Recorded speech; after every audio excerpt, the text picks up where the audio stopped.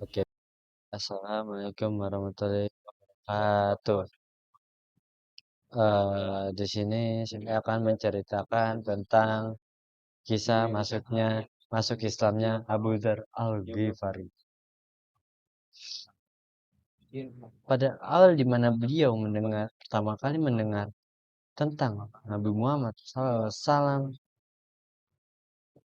tentang kenabian, mendengar kabar tentang kenabian Muhammad SAW, ia mengirimkan saudaranya ke Mekah. Itu memastikan berita itu kepada saudaranya. Ia berkata, apabila ada orang yang mengaku telah datang wahyu kepadanya dari langit, selidikilah keadaannya dan dengarkanlah baik-baik perkataannya. Lalu saudara pun pergi ke Mekah. Setelah menyelidiki keadaan di sana, ia pun kembali dan melapor kepadanya. Aku melihatnya memerintahkan kebaikan dan akhlak yang mulia, dan aku mendengar ucapan yang bukan ucapan ahli syair atau ucapan ahli sihir. Abu Dzar tidak puas dengan laporan ringkas dari saudaranya. Ia memutuskan untuk pergi sendiri ke Mekah. Setibanya di sana, beliau langsung menuju Masjidil Haram. Beliau belum mengenal baginda Nabi SAW. Ia berpikir tidak aman jika menanyakan tentang baginda Nabi Muhammad SAW kepada orang-orang. Maka hingga petang ia masih terus tinggal di Masjidil Haram dalam keadaan seperti itu.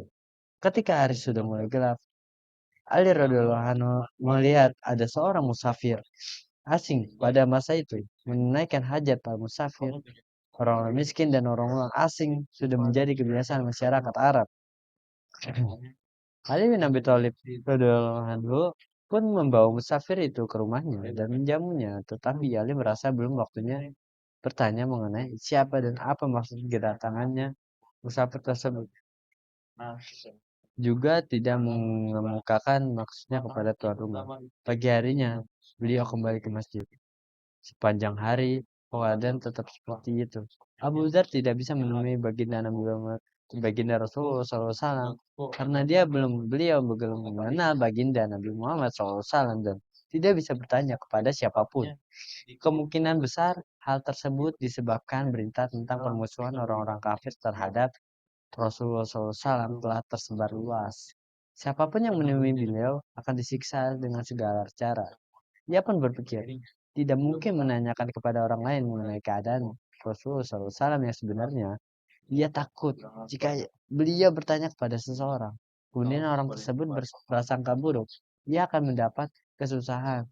Sore hari kedua Ali berpikir, musafir asing ini pasti punya tujuan datang kemari, mungkin tujuannya belum terpenuhi. Ali pun mengajak kembali tamunya menginap dan menjamunya di rumah. Namun malam itu pun Ali belum bertanya kepadanya. Malam ketiga, akhirnya Ali bisa bertanya kepada tamunya dengan jawaban, apakah tujuanmu datang kemari? Ya, Abu Dzar.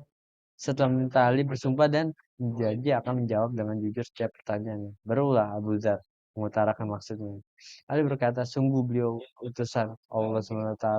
Jika besok pagi aku pergi, ikutlah dengan hatiku. Aku akan mengantarmu kepada beliau. Karena suasana pertentangan masih panas. Maka jika selama di perjalanan kita menemui seseorang yang mencurigai perjalanan kita, aku akan berpura-pura membetulkan terompah. Hendaknya engkau terus berjalan, jangan menggangguku, agar orang tidak mengetahui perjalanan kita. Keesokan paginya, Ali diikuti musafir. Itu tiba di tempat baginda Nabi SAW. Mereka berbincang-bincang dengan beliau. Saat itulah Abu Dzar masuk Islam. Selanjutnya, karena Rasulullah SAW sangat mencemaskan gangguan yang akan menimpa dirinya, beliau melarang Abu Dzar menunjukkan keislamannya di muka umum. Rasulullah SAW bersabda, pulanglah kepada kaummu dengan sembunyi-bunyi, dan engkau boleh kembali jika kami telah mendapatkan kemenangan. Masya Allah. Syukron. Sekian, terima kasih. Assalamualaikum warahmatullahi wabarakatuh.